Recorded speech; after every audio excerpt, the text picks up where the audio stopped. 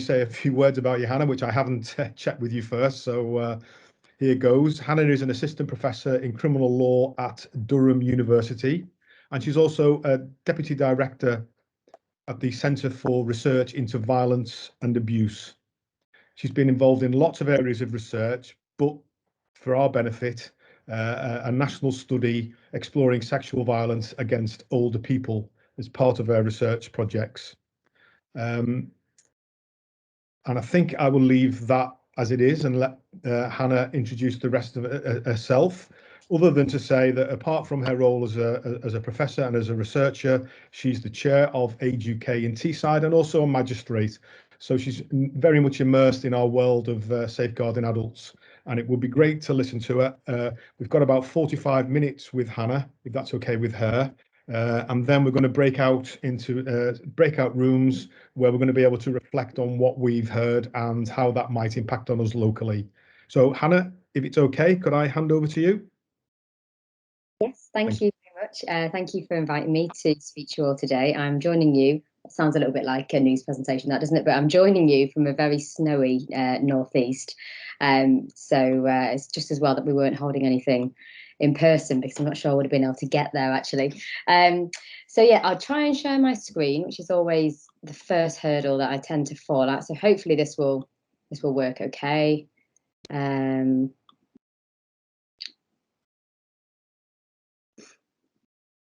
it chooses to load, has that gone up for everybody? Is that okay? Yeah. Yes. Yeah. The other thing I'm just going to mention is that you can maybe tell from my voice that my toddler has given me yet another cold, not COVID, just a cold. But I've got a little bit of a croaky voice and I'm prone to a coughing fit. So if I have to mute myself momentarily, it's just while I do that. Hopefully I'll be okay. Okay, so yeah, thank you very much for inviting me. I've been researching in this area for about 10 years now. I keep saying 6 years, and then I realise that another 4 years has passed since then. So it's actually been about 10 years now. I've conducted a few different studies looking at different forms of violence and abuse against older adults. I should say at this point that none of it's been specifically focused on women, but women have formed the vast majority of victims in all of the areas of violence that I've looked at. So because of that, there does tend to be more of a focus in what I present on women, purely because they are the majority of victims. But all of them have looked at older adults, actually. So the studies I've conducted so far include the National Sexual Violence Study that was mentioned before. It was a study looking at rape and sexual assault offences perpetrated against older adults, all older adults, in relation to recorded offences by the police anyway. And beyond that, I've also looked at domestic abuse, domestic homicide. None of this is cheery stuff, unfortunately, but of course, things that you'll all be very aware of and deal with in your own line of work. And my research is just branching out a little bit now. At the moment, I'm doing a study looking at how the police and CPS respond to crimes where the victim is over the age of 60. So I'm looking at outcomes in those cases and also decision making. And then last week, we were told we'd been awarded some money from the Home Office to look at perpetrators of domestic abuse against older adults, which is an area where we don't have a lot of research. So I've got a little bit of more detail about that in a bit, just because I'm going to use it as an opportunity to plug for participants. So I'll briefly mention those when I get to them. But one of the things that I'm asked about quite often is how I've ended up researching in this area. And it's probably quite useful to explain it, because I think it sets the scene for some of the problems that exist in this area and the ones that I'm going to focus on today. I'm not really going to talk much about my research or the findings of my research, purely because some of you may have heard me talk about them before. I bang on about them a lot. So you may well have heard them if I've presented at something you've been at. But also, one of the things I'm really passionate about and committed to is publishing my research open access. So everything that I've done so far is available for you to read freely online. And if there's anything that is behind a paywall, it's very rare that happens. Occasionally I can't get it published open access, but if that is the case, if you get in contact with me, I can send you a copy of it. So I'm not going to bore you with the sort of minutiae in the findings today. I want to talk more about some of the broader context and some of these broader issues that I think, having reflected now on the last 10 years of work, are starting to become the most sort of prominent areas, I suppose, of concern for me. So if I take you back about 10 years, I did a law degree for my undergraduate. I actually went as a mature student. I had a few years out and I worked in law firms, and I got really interested in the law because of that. So I started off as a legal secretary and then ended up being more like a paralegal, and decided I wanted to go and study law because I wanted to help people. I wanted to work with people, particularly sort of criminal and family law were the areas that I was really interested in. So I went and did my law degree, and in my final year, I had a couple of modules that were focused on more criminology, I guess, subjects. So different forms of domestic violence, safeguarding, and those types of issues. That got me interested in domestic abuse, I suppose, really, and sort of sexual violence and those types of interpersonal violence. So from there, I went on to do a master's at Durham, again, picking modules that were very much in this type of area. And I was also doing some work at the time for one of the professors, Nicole Westmoreland. She's still there. She does a lot of work on sexual violence and domestic violence. So through my studies, for my master's and also for the work I was doing for Nicole, all of the reading I was doing about was really domestic violence, sexual violence, stalking, and those types of harms. And I noticed by accident, really, that all of the studies that we had, all of the data and the knowledge that was available, and then from that, all of the theories that we had about these types of crimes and violences, we're really talking about a particular type of victim and perpetrator, actually, for that matter. But most of the work I was looking at the time was focused on victims. So they were making claims, a lot of them, about violence against women, and they were talking about the prevalence of different forms of violence against women, or the impacts, the causes. But actually, when you looked at the research, they were talking about the prevalence of violence against women aged 16 to, say, 40, 45, that kind of area. And it's the same for sexual violence, domestic violence, stalking, all of these. Yet they were making population-based claims because they were saying, this is how many women will experience sexual violence, or this is how many will experience domestic violence. And yet they were using a relatively small sample to make those kind of assessments. Same with impacts. They were talking about the impacts of these types of violences and harms for people. But again, they were really talking about the impacts on fairly young women. So this got me interested in where the older women and older men were. And naively at the time, I assumed they must be somewhere. So I did a little bit of digging, went to the Crime Survey for England and Wales. All of you, I'm sure, are familiar with that. It used to be the British Crime Survey until 2011. It was just rebranded. So it's essentially the same survey. And it's one of our most reliable sources of data on pretty much all criminal victimisation, really, because it's a large sample. They ask about 35,000 people randomly in England and Wales about their previous year and lifetime experiences of different types of crime. And it's reliable because of the size of the survey, but also it doesn't suffer from some of the other issues like police recorded data, which obviously only reflects the sort of things that have been reported and then recorded by the police. And for lots of different reasons, things aren't reported or subsequently recorded, even if they are reported. So the Crime Survey is seen as our most reliable source of data on criminal victimisation, and in particular on domestic violence and sexual violence and stalking, which are notoriously underreported to other agencies, statutory and non-statutory. So we don't have very reliable data from other sources on these types of harms. And the Crime Survey is used to make decisions, really, on a policy national basis about where resources are, where to tackle prevention efforts, what is happening in terms of trends in these types of offences. Are they going up or down? We use it to assess how well the police are responding, because if we have an idea of how many people are victimised, we also can calculate roughly how many of those we're seeing in the criminal justice system. And it's really a useful guide for lots of things. So it's a very important source of data. And since 2004-2005, they've had a dedicated module within the survey which collects data on domestic violence, sexual violence and stalking. And it's slightly different to the rest of the survey for two reasons.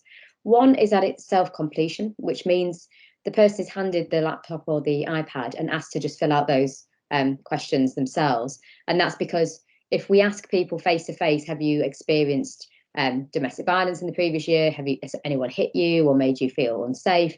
People are less likely to say yes if you're asking them. They're more likely to answer honestly if they can do that in privacy. So that's the first part of that's the first thing that's different about this part of the survey. The second thing that's different, though, is that until very recently, this part of the survey had imposed an upper age limit of 59. So whilst the rest of the crime survey has always asked people of all ages, there was no age cap, about their experiences of theft or personal violence or fraud, for domestic violence, sexual violence and stalking, they imposed an age cap of 59, which meant we had never had any data whatsoever from the survey on the prevalence, the impacts, the consequences, and the profiles of victims who experienced these types of harms over the age of 60. That did change in 2017, so they lifted the age cap at that point to 74, and they announced last year that once they're able to restart doing the survey, because of COVID, they will be asking at people of all ages. So they're going to lift the age cap completely, apparently, which is great news. But it will take quite a few years before we have any reliable data. So this absolutely amazed me that we had just imposed this age cap, and I really, to begin with, couldn't find any sort of justification for it. It was buried quite deeply in the 2004-2005 report produced by the Office for National Statistics, who run the survey. So buried in there, they give a two-part justification for why they'd imposed this age cap. The first, they said, was that older people, so 60 and over, are unlikely or unwilling to use a computer for the purposes of completing the survey. So at 59, you're willing and able to use a computer, but on your 60th birthday, alongside your celebrations, your 60th birthday party, you also become inherently incapable of using a computer. Clearly, this is absolutely ridiculous. Even back in 2004, when technology was still fairly new, it was ridiculous to suggest that people simply became unable to use it at any age, because that isn't, of course, true. And although I'm sure this wasn't what they were suggesting, that automatically you can't use a computer if you're 60, they are nevertheless using this as a justification. So although they probably don't believe it themselves, they were stating that this was a reason for not asking this entire population, subpopulation, about their experiences.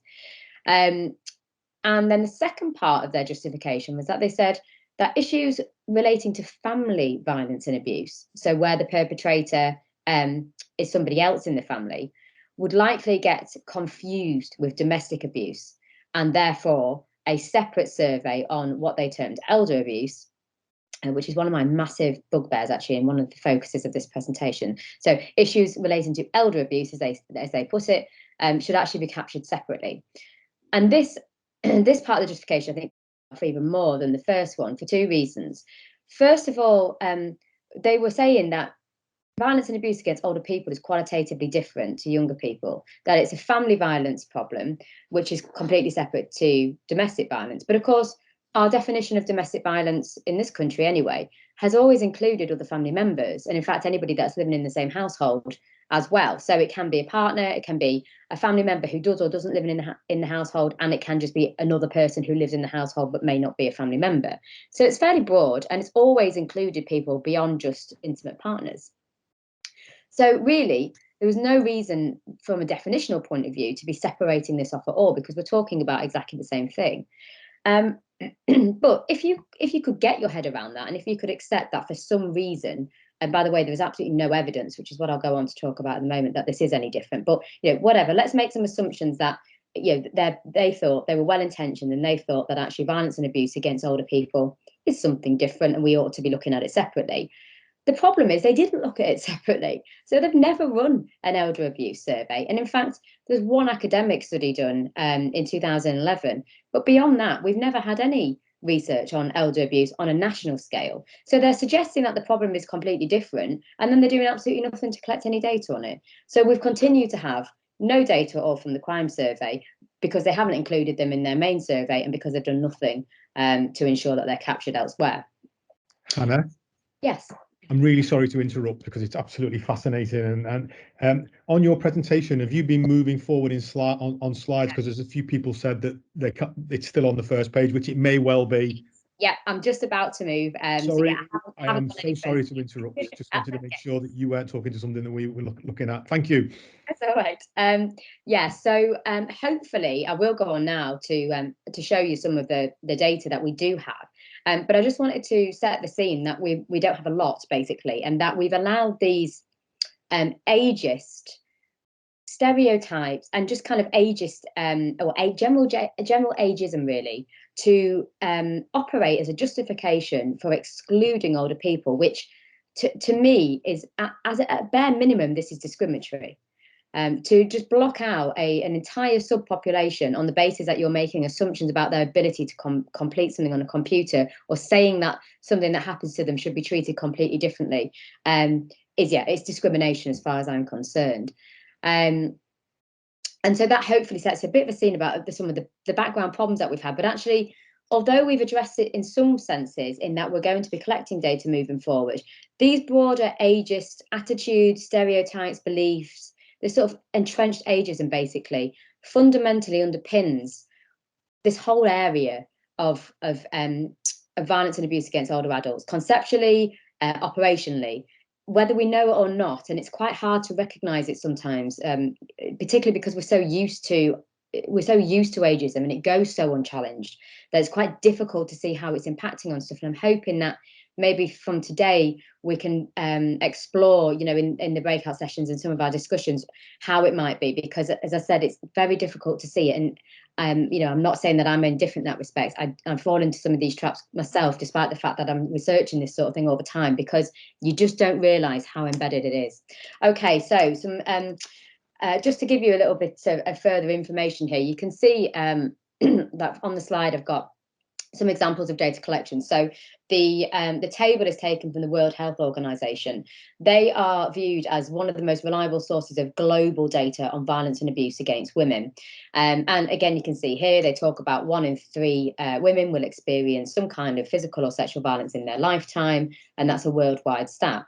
But actually, most of what they talk about is, again, on younger women. It's age 15 to 49. So they're talking about this 1 in 3, but they're generally drawing from data that is referring only to people aged 15 or women aged 15 to 49. Now, the World Health Organization, as you'll see on the next table, it does have some data on those aged over 49. But what they've said is, because they draw their data from different countries using different studies, they are basically at their mercy for what comes back. And the vast majority of countries in the world do not collect data on those aged 50 and over. And those that do, it's patchy, and it's often developed countries only. So they cannot make worldwide estimates about the prevalence or the impacts of the causes or whatever. And that may well be the case, but and I'm not doubting that is an issue, because, as I say, we've never collected that data. So it's not surprising that other countries haven't either. But when we continue to, because the data isn't available, when you continue to then just talk about this group, you are reinforcing the idea that sexual violence, domestic violence, stalking, they are young people's problems. And the absence of data has basically been taken as the absence of an issue. So we assume that no data means that no problem. This thing isn't happening, so that's why we don't collect data on it. Again, whether we directly believe that or not is a separate thing, but inherently this is the messaging that's coming through, that these are young persons' problems. We talk about data that relates to young people. We design our policies and procedures using that data that relates only to young people, and so we continue to reinforce the messaging that these are really young people's problems, and older people are excluded from our discussions and also from our developments. And it's the same even with lifetime prevalence. We still talk about people experiencing this across their lifetime, but the lifetime means 15 to 49. And most people in this country now can expect to live to at least 80. Men, it's about 79. Women, it's about 84. We're missing out a lot of people if we have an age cap of 49 or 59, or so on and so forth. Unfortunately, even the sort of intersectionality movement, which is largely an academic one, but it's a sort of a way of forcing people to think about the way in which different categories and sites of oppression and inequality intersect together, so that we know, for example, that a woman who experiences domestic violence, a white woman, is experiencing them to some extent because of sort of gender inequality. We know that gender inequality underpins domestic violence and women not having kind of equal access across society, patriarchal society, so on and so forth. However, a black woman's experience of domestic violence we have to take into account and understand that she doesn't only experience gender inequality, but will also experience racism and race inequality. So therefore, the inequalities that she experiences and the causes and the responses to domestic violence cannot be exactly the same as the white woman's experience, because although they share the gender inequality, whenever we have additional sort of axes of oppression and inequalities, it fundamentally changes not the cause necessarily, but the manifestations and also how we prevent and respond to it. So intersectionality has been really powerful, particularly in academic circles, for forcing us to just look beyond the white woman's experience. However, whilst we've made some progress in relation to looking beyond the white heterosexual woman, in that we have studies that very much have focused on inequalities along the lines of sexuality, gender, ethnicity, so on and so forth, you can see here that even this intersectionality movement completely ignores age. So the UN for Women are talking about the value of this approach, and that it's important that we look at these different types of inequality, and even they ignore age. You know, the very movement that is trying to force us to stop being discriminatory, really, and to stop being so narrow-minded, in fact, ignores one of the biggest isms that exists. So we have, as a result of this, very little data on these types of violences against older adults. It doesn't really exist at all in terms of the sort of domestic violence, sexual violence, and stalking focused studies. Instead, there's been a sort of development of a separate field of research and now policy and practice, which has looked at violence and abuse of older people. So instead of it being incorporated within our understandings of domestic violence and other types of violences, it has indeed emerged the way that the crime survey suggested it should do, as a separate issue. And normally it's given the label elder abuse. So outside of the UK, particularly in North America, elder abuse, and actually in Asia as well, is a thriving area of research, theory, and practice. I'll come on to talk about the problems with that in a moment, but just in terms of what it can tell us about the extent of abuse and the problems that older people experience. The best available data that we have comes from a study in 2017 by Yon et al. It's a systematic meta-analysis study, which means they've taken all of the available data across the world on elder abuse and pulled it together to be able to see what it tells us collectively. They estimate, based on looking at all of that research, that at least 1 in 6 adults aged 16 over who live in the community, so important distinction there, not care homes or other institutions, so just community dwelling, experience some form of abuse each year. That in England and Wales would equate to 2 million older adults experiencing some form of violence and abuse each year. And that is important for a couple of reasons. One, because when they looked at who was perpetrating the abuse, it's nearly always spouse or family members. So actually, that's 1 in 6 older adults, 2 million in England and Wales, experiencing domestic abuse each year. And that becomes quite an interesting figure when we compare it to what the crime survey has told us about people aged 16 to 59 experiencing domestic abuse. And remember, 16 to 59 is a bigger age group, age cohort, than those aged 60 to, say, like 80, 84, which is the average life expectancy. So the crime survey says that for those 16 to 59, the number experiencing violence and abuse, domestic violence and abuse each year is about 1.9 million. In other words, there are less people aged 16 to 59 experiencing domestic abuse in this country if we take these estimates as being, accurate, which they may or may not be, but it's the best available evidence we have at the minute. If they're accurate, that means older people are experiencing domestic violence at similar or higher levels than younger people. And yet, we have very little evidence collected on it. We have virtually no policies on it. We have virtually no operational guidance and practice on it. And yet, and I think, and have largely assumed it's not a problem, and yet clearly it is. In terms of homicides, so this was one of the studies that I mentioned that I did. 1 in 4 domestic homicides involves an adult aged over 60 or over. And that's important because this population, 60 and over, account for only 18% of our national population, but 25% of domestic homicides. In other words, they are disproportionately at risk of being killed in a domestic setting compared to some younger age groups. This is a stat that's observed elsewhere as well. It's not only in England and Wales or the UK even that we see that. This is the same outside as well, that 40 to 50% actually in some countries are over the age of 50. In terms of risk factors and characteristics, again, we don't know that much about it. We know that for physical and sexual violence, it looks like women are more likely to be victims. When it's emotional or financial abuse, there's a bit more gender symmetry. So men and women seem to be at broadly similar risk of experiencing those. The perpetrators, regardless of the type of abuse, are more likely to be men, even where the victim is male. But there is a slight difference in terms of the breakdown of relationships. So when an older man has been abused, it tends to be an adult son or grandson who's perpetrating the violence, where it's women and it's more likely to be sexual or physical, it's a spouse or, again, an adult son. So there is some differences, and gender is definitely important in identifying and responding. About 1 in 5 rapes of older adults occurs in a care home, according to the research that I did with police data. And importantly, for domestic homicides, at least half of them are perpetrated by somebody else in the family, usually a son or a grandson. So this is what we know, but as you can see, it's not very much. It's really patchy data, and most of it, unfortunately, has come from this elder abuse field. So I've got a real problem with elder abuse as a term, a concept, as a lens, I suppose, for looking at these problems. And I used to actually use the term myself. It's only been fairly recently that I've become quite critical of it.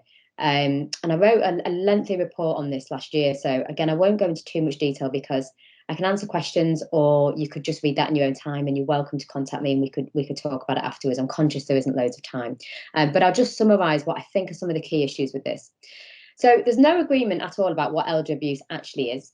That's whether you look at data or policies or documents here or elsewhere. So we don't have any agreement within the UK.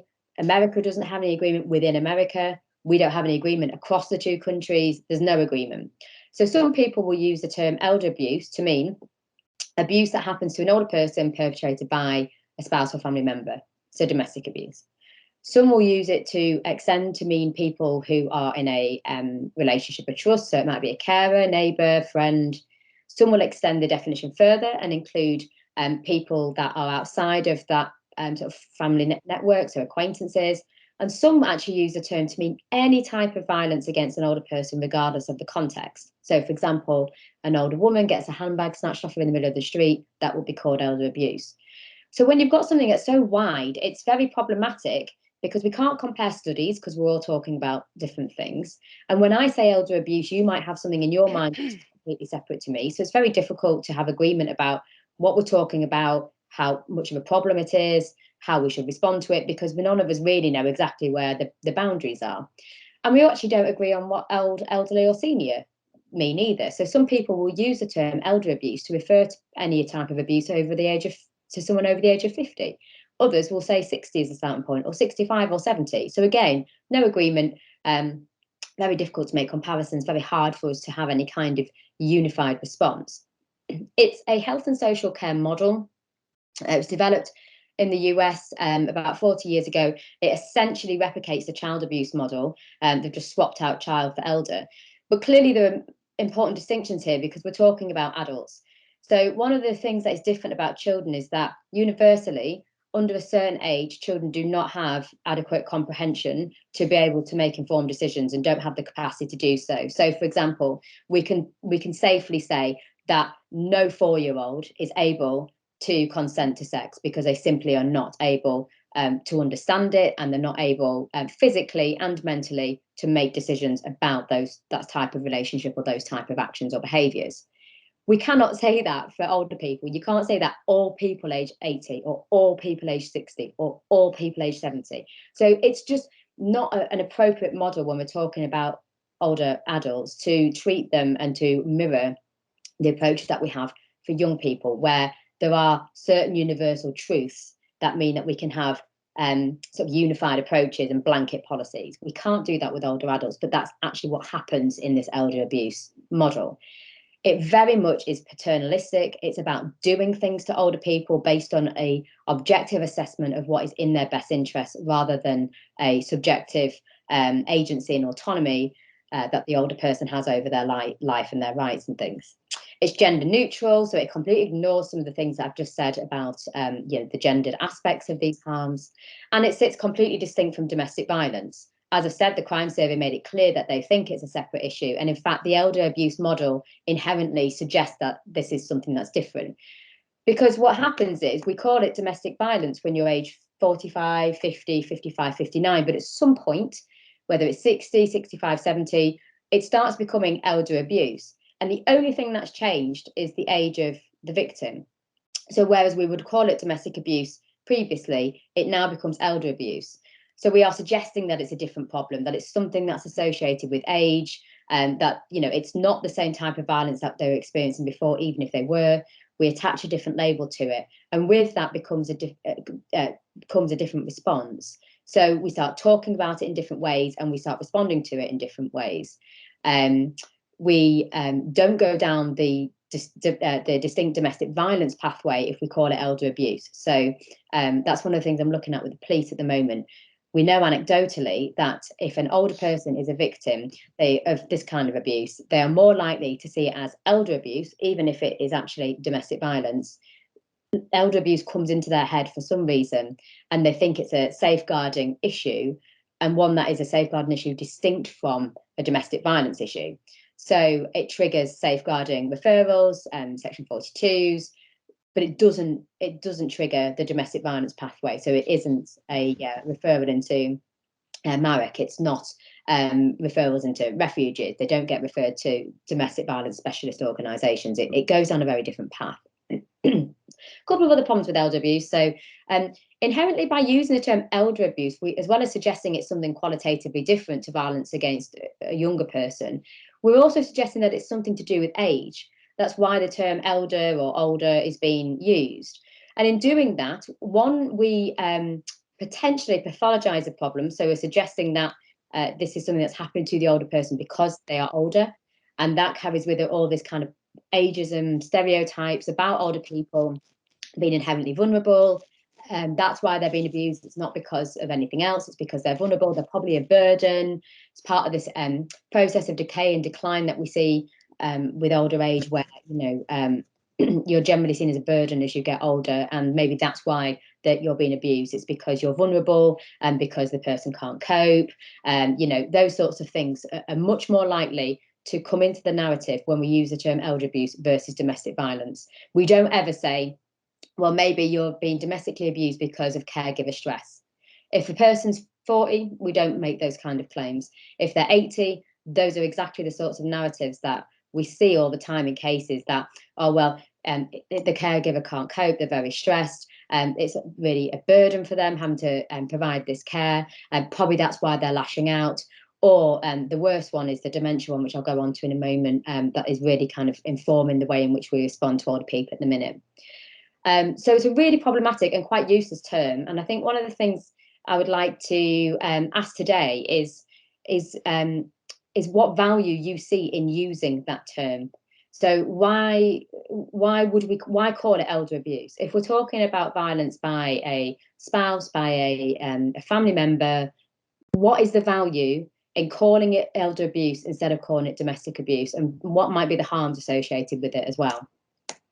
And quite frankly, it literally, I mean, I've used 60 as a cut-off, and as I say, different people use different starting points for elder abuse. But in this country, where it is used, it tends to be about 60, 65 that the elder abuse label starts being used, rather than domestic violence or rape or whatever other term we would use if they were younger. And it does work in literally this arbitrary way, where if the person was a couple of years younger and experiencing exactly the same thing, we would call it domestic abuse. But simply because they've clicked over into a certain age group, band, whatever, the elder abuse term starts being used. And when you ask people, well, you know, why are you calling it elder abuse? Well, because the older person's been abused. It's like, oh yeah, but that doesn't make it a completely different phenomenon. You know, we're still talking about domestic abuse ultimately, or sexual violence, or, you know, whatever else it is. It hasn't overnight become a completely different thing simply because of the age of the victim. And obviously you all will know that, yet for some reason it is what happens. It's just like it's just been allowed to sort of become an informal policy.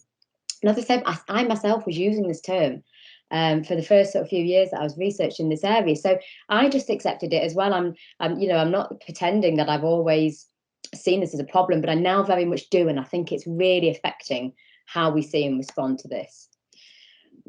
So a couple of ways in which I think the the elder abuse, some examples. I'm just conscious of time, so I'll just wrap up in the next few minutes. Couple of examples of how I think this elder abuse framing, the separating of violence against older people, the suggesting that it's something qualitatively different, and all of the kind of isms that can come in when we do that. Some examples of how I see it currently manifesting and the problems with it. So the first is around this association with dementia, and this drives me absolutely mad at the moment. So increasingly I'm hearing that people say, oh well, elder abuse or domestic violence is happening because the victim has dementia, and that's why they're being abused.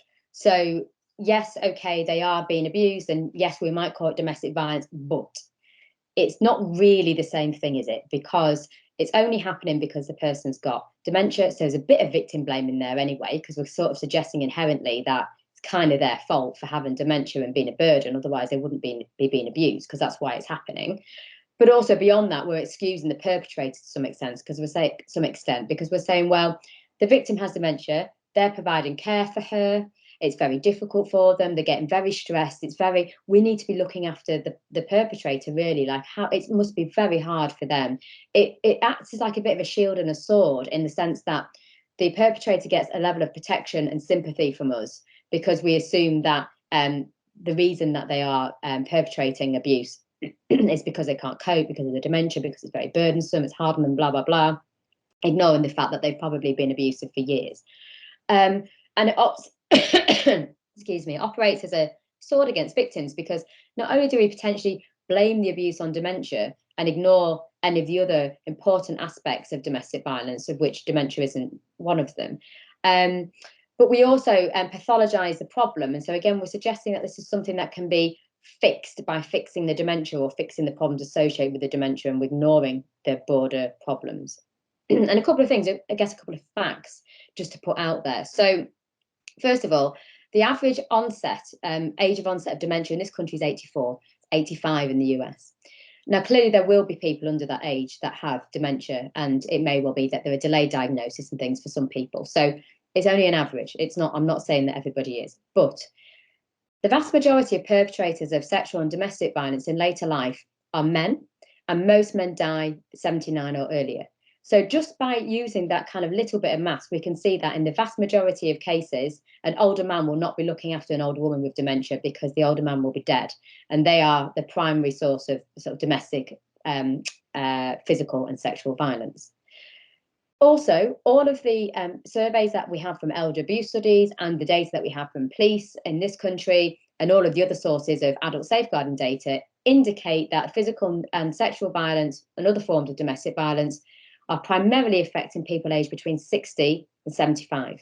So again, they are some 10 years younger than the average age of dementia onset.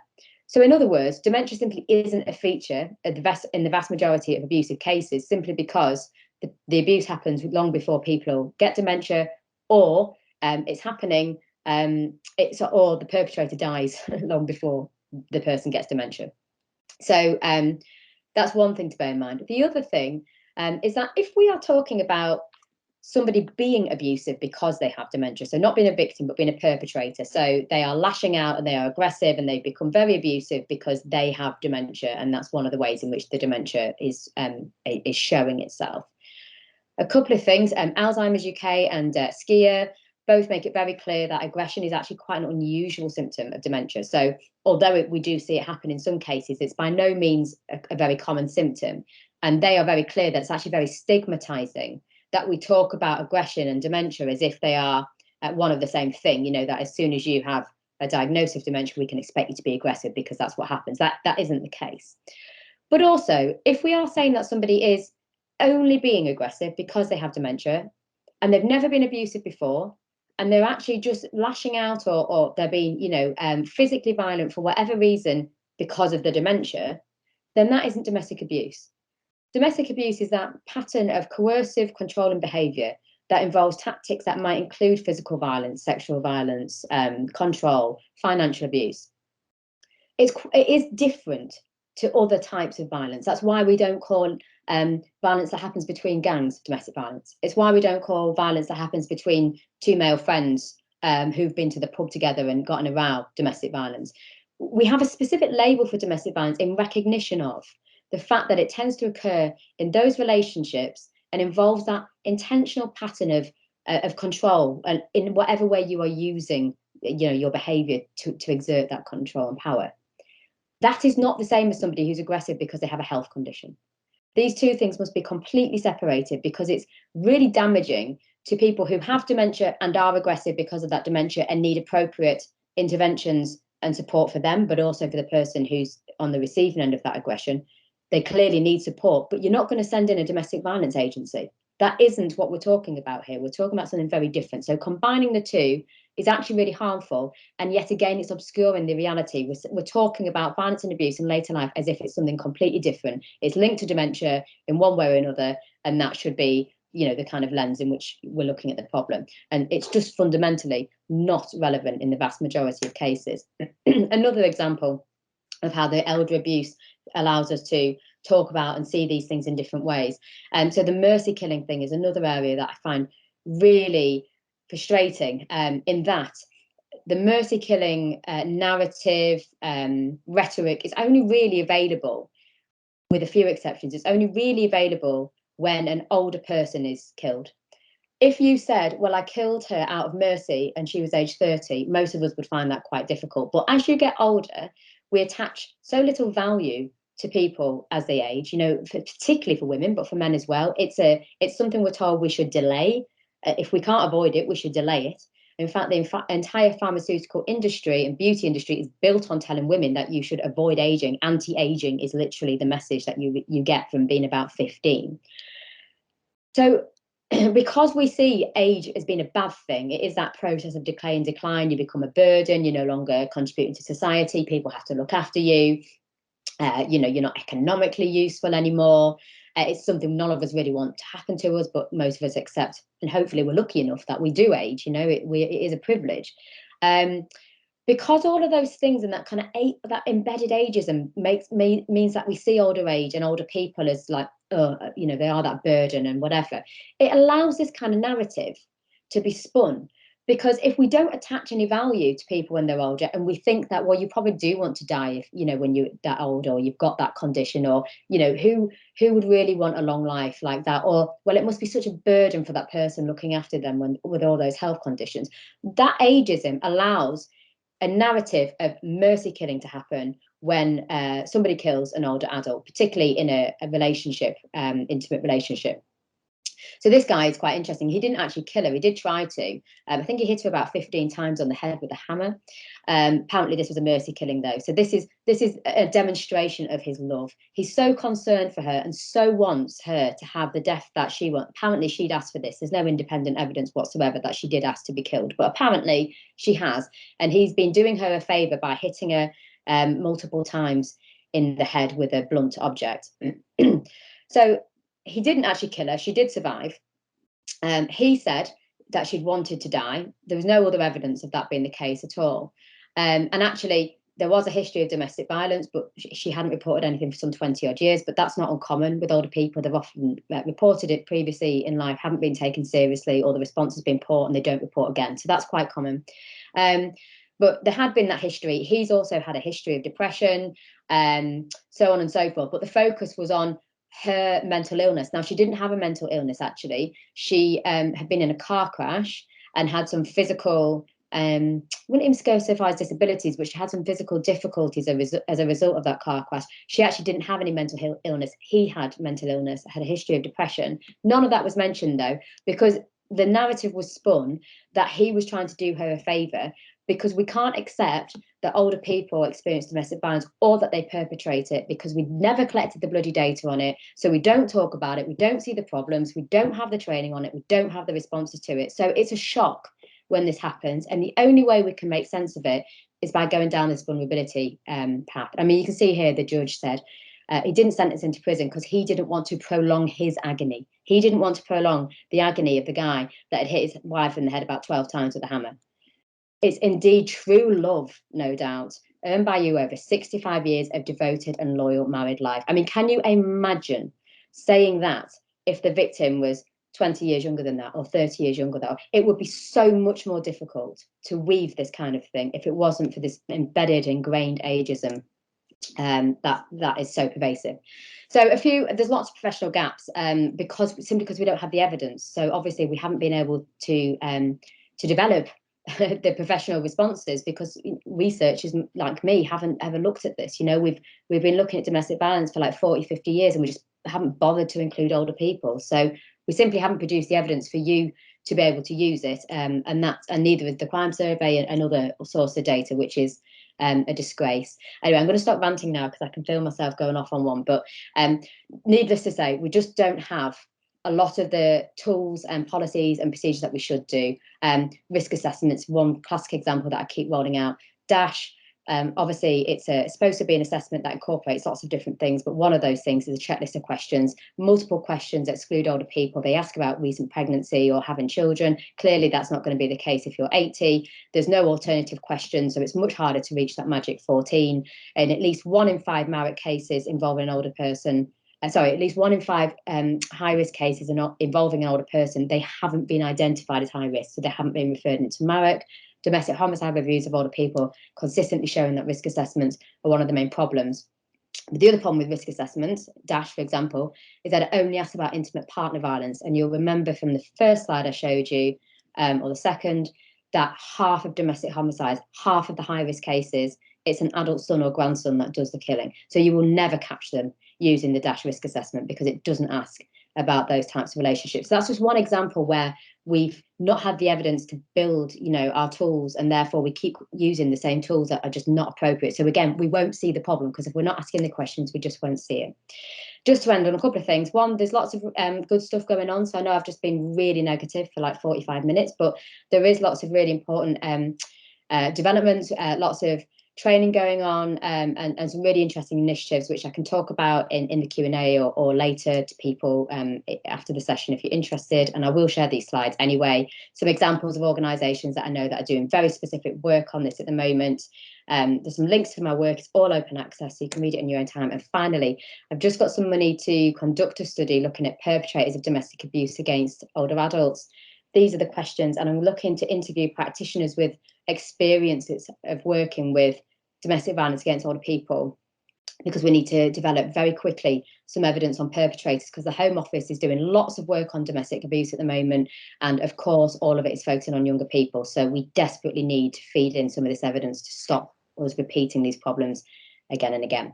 So for the breakout sessions, these are the questions that I thought might produce an interesting discussion, and I would really welcome any of your thoughts, questions for me, or just comments, anything at all to kickstart a discussion as well. So thank you for listening to me rant on, and sorry for going over. Hannah, thank you so much. I have no doubt that if we were in a traditional environment, there would be a big round of applause for that. Brilliant input, very great.